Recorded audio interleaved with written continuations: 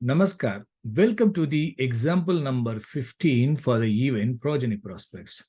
In this example, we are going to study a female chart for the progeny prospects, in which the destiny for the progeny is weak or that native is not destined to have a progeny in her lifetime. So that is destined or indicated in the birth chart. Let us study the birth chart now.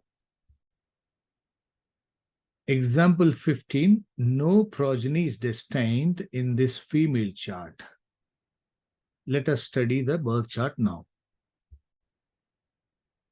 This is the birth chart of that female whose destiny we are going to study. And before going to the destiny study, let us have a general study on the birth chart. While we are studying general study, I feel we can also keep open the self-significators, so that also when we are studying that each planet's conjunction aspect, and we can also look at the extended signification in the basic study also. That also will be supportive. So Lagna is falling in the Leo sign, fifth cusp is falling in the sign of Sagittarius. Now we have to check the fifth cuspal lord, Jupiter, that is Karaka planet. So far we would have seen that many of the charts, the Karaka planet itself is becoming weak, and it is indicating that Karaka planet itself is not favorable, and also that fifth lord and fifth sublord are also unfavorable. So we have to study the fifth ruler, fifth lord and fifth sublord, and also Jupiter Karaka planet. If the ruler itself, if Jupiter, then that impact on the unfavorable, if it is present, it is going to be strong. Now we have to check the fifth lord, what it signifies, and also the occupant of the fifth house, whether they are supporting further or they are also indicating some weakness. We have to check. Now, fifth lord Jupiter is posted in the sign of Taurus, in the ninth house as per degree. Fifth lord, eighth lord in the ninth house in the sign of Venus. That Venus is posted in the fifth house. So there is sign exchange is present. So fifth lord posted in the Venus sign, Venus is posted in the fifth house. That is fine. But Venus is 10th lord and 3rd lord. It is not detrimental. Still, it is fine only. But if you look at the signification, further signification, suppose Jupiter is having strong unfavorable house signification in an extended signification. Look at Jupiter. Jupiter is in the self-signification, 5th lord, 8th lord occupying 9th house is fine, and 3, 7, 11, this is also fine. So Jupiter is favorable, there is no problem. And Venus, let us check Venus. Venus is 3rd lord, 10th lord occupying 5th house, 1, 5, 9 star lord. So Jupiter and Venus are in their self-signification, extended signification, they are good only, they are in sign exchange, there is no issue. Now that fifth occupant Venus is conjoined with the Mercury. Mercury, if you check, 2nd lord, 11th lord, occupying 4th house, but star lord for 4, 8, 12. So this is indicating some weakness. So that fifth lord, Jupiter sign, that Mercury is present, it is indicating some obstacles. That is one point. That is not indicating strong, unfavorable still. It is indicating some weakness, right? Obstacles are indicated. Now that fifth lord Jupiter is aspected by Sun and Mars. Sun is Lagna lord, Mars is 4th lord and also 9th lord. Mars 4th lord, 9th lord and conjoined with the Lagna lord. So this is not strongly unfavorable. 5th lord is aspected by 4th lord is weak, but that is not completely unfavorable because it is also 9th lord. But look at the extended signification of the Mars. 4th lord, 9th lord occupying 3rd house and in own sign, but it is 16 star lord. That is also not bad. But 4, 6, 10 cuspal sublord. This grouping, 4th lord is not only 4th lord, also 6 and 10 star lord, and 4, 6, 10, 12 cuspal sublord. Unfavorable grouping are there for the Mars in the sublordship ownership. This is weak. That Mars in own sign and also is a free planet is aspecting to the Lagna, conjoined with Lagna and aspecting to the Jupiter. So Jupiter is good. That Jupiter is afflicted by the aspect of the Mars. I think we have to keep this important thing in mind. Now Mars representing Ketu.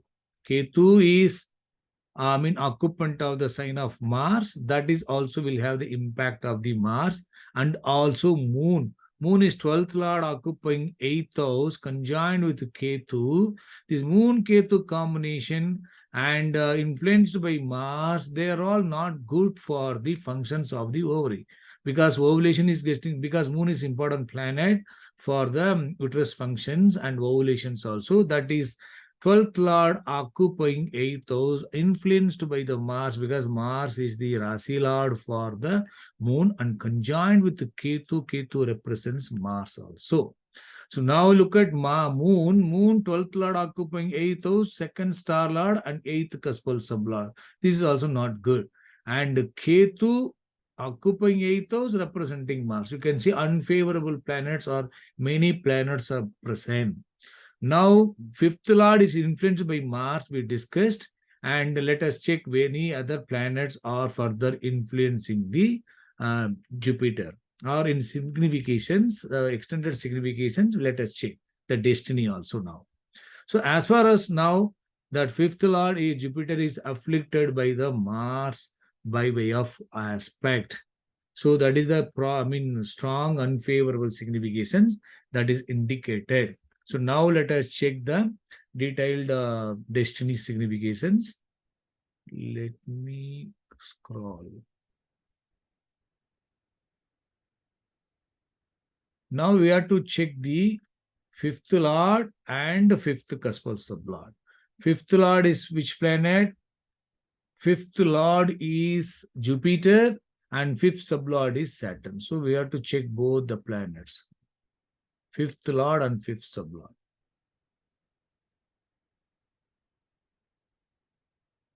Let me open the, yes, birth chart also. Let me open. So now 5th lord.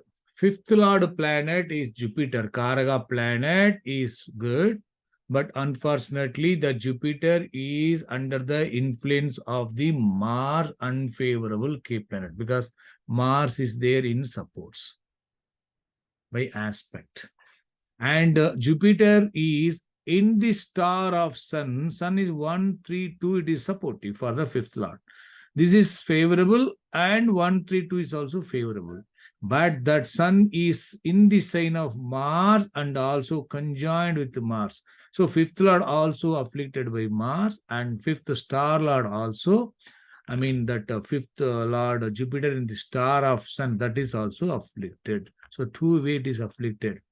Now that star lord of the star lord Mercury is good, but that is also unfavorable. Mercury planet also, it is strongly unfavorable, because of 211 is fine, 4, 4, 8, 12, they are further aggravating the unfavorable. But look at this, favorable are supported, but this is not supportive. So indirectly unfavorable key planet are influencing the 5th ruler. Sublord is Rahu. Rahu, occupant of the 2nd house, Venus is good, they are all favorable only. So Rahu is not directly getting the influence of the Mars, but still Rahu also getting the influence of the Mars indirectly. How? Mars is aspecting to the Jupiter, and indirectly Rahu is conjoined with the Jupiter. And Mars, in the sign of Mars, only Ketu present. Ketu represents this Mars, and Mars also present indirectly conjoined with this Ketu, and Moon also present. That is aspecting to the Rahu. It means what? Indirectly, that Mars is passing its unfavorable affliction to the Rahu also, but that is all causing obstacles. They are not denying the 5th lord, right? But they are all indicating some obstacles. that is the fifth Lord significations. Now let us check the fifth cuspal sublord Saturn. Saturn is the fifth cuspal sublord planet. It is having good signification, but sixth Lord, but not bad. That Saturn in the sign of Moon, and that is Saturn is aspecting to Moon and Ketu by 10th aspect. Now the Saturn, it is aspecting to Ketu. Ketu represents Mars. So obviously Saturn will get the influence of the Mars also, Ketu and Mars. So here Mars is also connected by through Ketu. Now Saturn in the star of Mercury again, weak. 12 level planet Ketu is very bad. That's Ketu itself playing. Sublord Mars. So Saturn is indirectly afflicted by Mars, but Star Lord Mercury, that planet is having weakness, but 12 level planet to the Mercury is unfavorable, and Sublord directly ruled by the unfavorable K planet, so passing the ruler link. So that way, that Saturn is not, fifth cuspal sublord is not favorable for the 4, 8, 12, 6. They're all supportive for the progeny. It is not supportive for the proper functions of the organs that what do you call reproductive secretory organ functions are getting disturbed. They are not, that native is not eligible to produce such quality that ovum. So because of this one, it is not destined to produce the child. So you can see one more thing also, that Saturn is not only fifth sublord, also seventh sublord. So, seventh Lord, also seventh sublord in the star of this, you can see this is indicating that her marriage prospects also with obstacles, and finally it is not going to be favorable. Even if she gets married also, that is not going to be last long. That will be ending up into separation also. It is indicated. So destiny for the marriage also not good, and that is not good. But as far as the fifth cuspal sublord is, for the progeny concern, it is completely unfavorable. So it's not destined to have a child. So I think we are able to understand how the destiny for the progeny prospect is not strongly indicated. Fifth Lord Jupiter, we check Jupiter itself. We check that Jupiter is influenced by the unfavorable, but not on its own strongly unfavorable, but influenced by the unfavorable planet. So that fifth sublord is, it's having that unfavorable K planet in the star level and sub level itself, then it is very strongly unfavorable. So that is not promising for the destiny on the progeny prospects. I think we're able to understand. We will meet in the next example. Good luck.